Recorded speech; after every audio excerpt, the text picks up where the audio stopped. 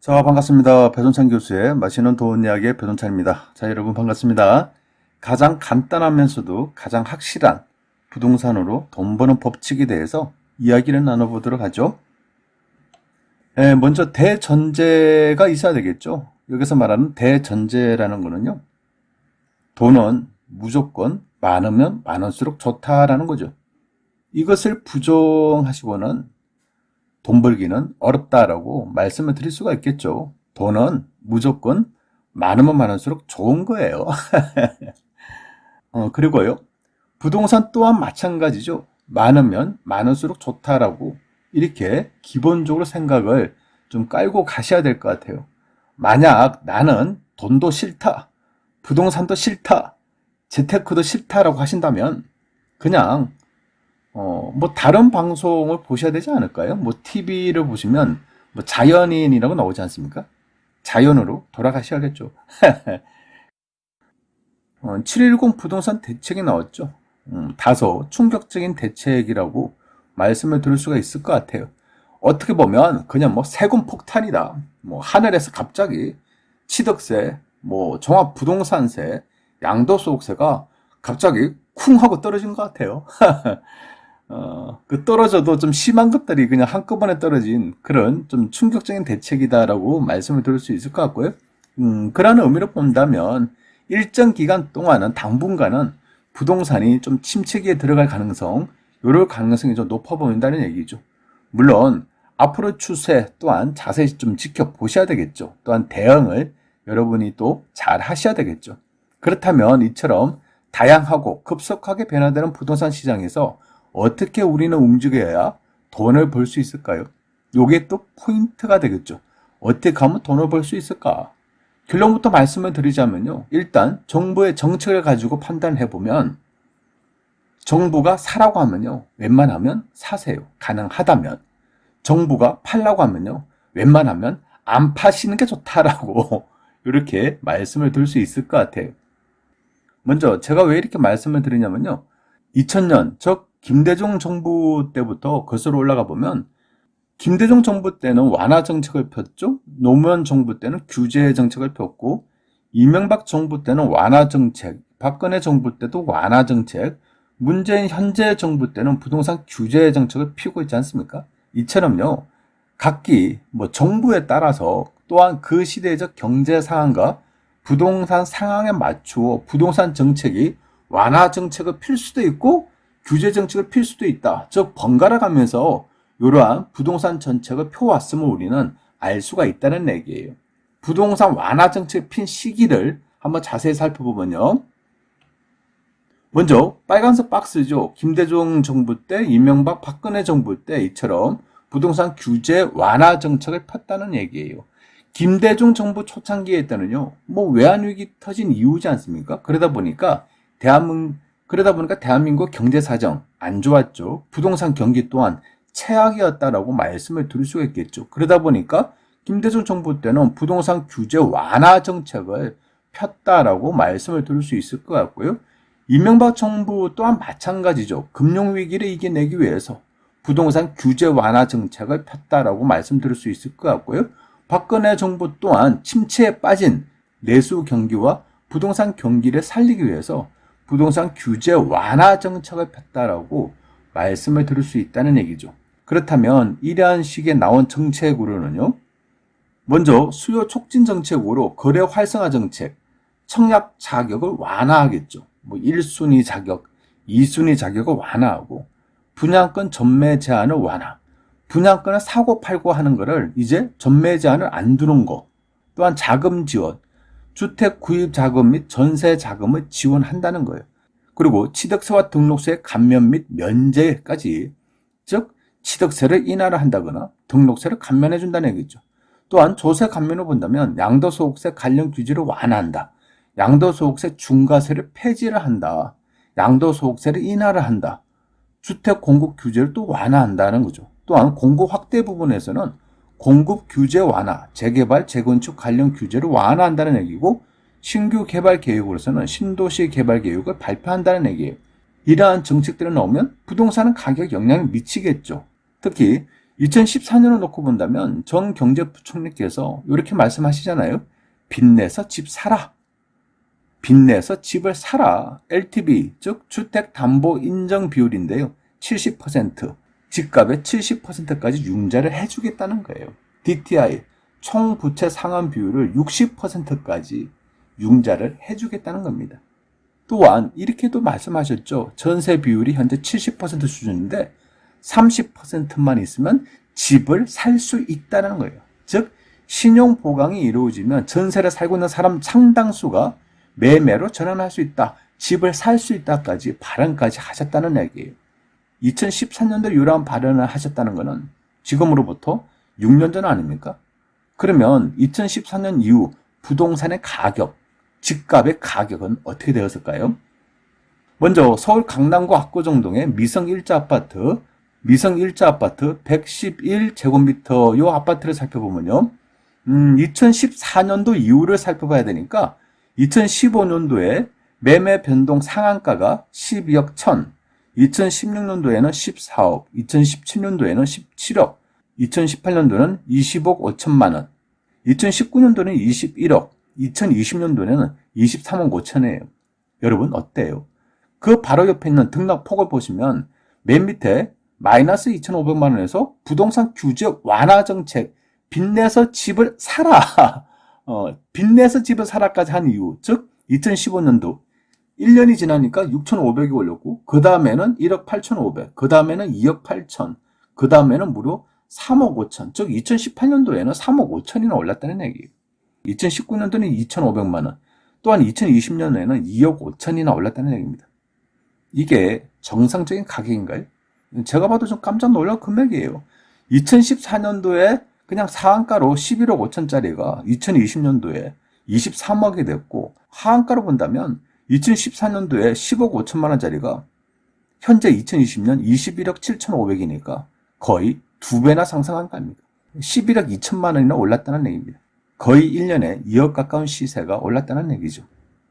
그렇다면 지방광역시 중에서 대구광역시 수성구 범호동에 있는 두산 리버터 제니스를 한번 알아볼까요? 163제곱미터 A인데 2014년도에 6억 4,500, 2015년도에 8억 5,500, 2016년도에 9억 2천, 2017년도에 9억 6천, 2018년도에는 13억 5천이에요. 갑자기 3억 7천만 원 돈이 올랐다는 얘기고 2019년도에는 14억 4천, 2020년에는 14억 7,500만 원입니다. 여러분, 이것 또한 마찬가지죠. 2014년도에 빚내서 집을 사라. 그 이후에 옆에 변동폭을 보시면 2억 1천이 오르고 5천만 원, 6천만 원, 3억 7천만 원, 9,500만 원, 1,750만 원 돈이 이러한 금액들이 올랐다는 얘기예요. 어때요, 여러분? 정부가 집을 사라는 이후에 집값이 이처럼 상승하였다는 것을 우리는 쉽게 알 수가 있겠죠. 어떻게 보면 너무 비싼 아파트만, 쭉 강남에 있는 아파트, 또 대구 수성구에 범호동에 있는 아파트, 너무 비싼 아파트만 가지고 말씀하시는 거 아닙니까? 라고 이렇게 반문하시는 분도 계실 거예요. 그렇다면 서울의 작은 아파트를 놓고도 한번 비교를 한번 해드릴까요? 서울 노원구에 있는 상계동의 상계주공 1단지 아파트 59제곱미터인데 2014년도에 빚내서 집을 사라. 2015년도에는 변동폭이 없어요. 상한가 1억 8천입니다. 그리고 2016년도에 1억 9,750, 1,750이 올랐죠? 2017년도에는 2억 4천, 4천만 원 올랐어요. 2018년도는 2억 8,250, 또 4천만 원 오르고 2019년도는 3억 3,500이에요. 즉 5,250만 원이라는 돈이 올랐다는 얘기입니다. 어때요, 여러분? 요거로 보셔도 마찬가지겠네요. 다만 앞서 본 서울 강남이나 대구 수성구에 있는 아파트하고 비교를 한다면 정부가 집을 사라라고 해도 바로 올라가는 건 아니죠. 한 1년, 2년 정도 지난 후에, 즉 서울 강남에 있는 아파트가 상승 이후에 대구 수성구에 있는 아파트가 상승 이후에 1년 정도 지난 뒤에 이런 작은 아파트들도 움직인다는 사실을 우리는 알 수가 있다는 얘기겠죠. 이를 다시 큰 흐름으로 살펴본다면요. 역시 부동산 규제 완화 정책을 피면 정권 하반기에 가면 부동산 가격이 오른다라는 사실, 이런 사실을 우리는 알 수가 있다는 얘기죠. 그렇다면 부동산을 잡는 부동산 규제 정책을 핀 후에 부동산 가격은 어떻게 될까요? 먼저 화면에 보시다시피 파란색 박스가 부동산 규제 정책을 핀 시기인데요. 즉 노무현 정부 때와 현재 문재인 정부 때 이처럼 부동산 규제 정책을 펴고 있지 않습니까? 부동산 가격의 급등으로 인해서 부동산 규제 정책을 폈고 현재까지도 규제 강화 정책을 쏟아내고 있다는 얘기예요. 그렇다면 이러한 시기에 나온 부동산 규제 정책으로 본다면 수요 억제 측면으로 본다면 청약 규제 및 분양 규제가 되겠죠. 청약 자격을 또 제한하고 분양권 전매에 대한 제한을 하고 현재 실제적으로 이처럼 하고 있지 않습니까? 또한 거래 규제, 조정 대상 지역, 투기 과열 지구, 또한 투기 지역으로 지정한다는 얘기예요. 그리고 주택거래 신고제, 심지어 토지거래 허가제, 아파트를 사면서도 토지거래 허가제 구역으로 묶어버리지 않습니까? 조세 규제 측면을 본다면 양도소득세 강화, 그렇잖아요. 1년 미만에 팔면 70%, 2년 미만에 팔면 60%라는 얘기예요. 또한 종합부동산세의 또 강화, 금융규제, 주택담보 비율을 강화. 아까는 60 내지 70%까지 강화하더만은 이제는 15억 이상 되는 아파트는 주택담보대출이 아예 안 되지 않습니까? 제1금융권이든 제2금융권이든 다 막아놨다는 얘기예요. 또한 집단담보대출을 규제한다는 얘기고요. 더 나아가서 본다면 공개명 제도라는 얘기도 나오겠죠. 개발 이후 황수제도 폐지를 하고 채권 입찰제 및 가격 제한을 하고 투기 단속을 하고 투기 관련자를 제재를 하고 세무조사 및 자금 출처 조사를 하겠다는 거예요. 어때요, 여러분? 요게 주택시장에서 투기 억제 정책이에요. 현재 피고 있는 정책들이 그대로 나타나고 있지 않습니까? 그래요. 부동산 공부라는 것도 마찬가지인 것 같아요. 이러한 패턴에 대해서 정식적으로 한번 공부를 해보시면 이제 다음에는 어떤 정책이 어떻게 나오겠다는 게 눈에 보인다는 얘기죠.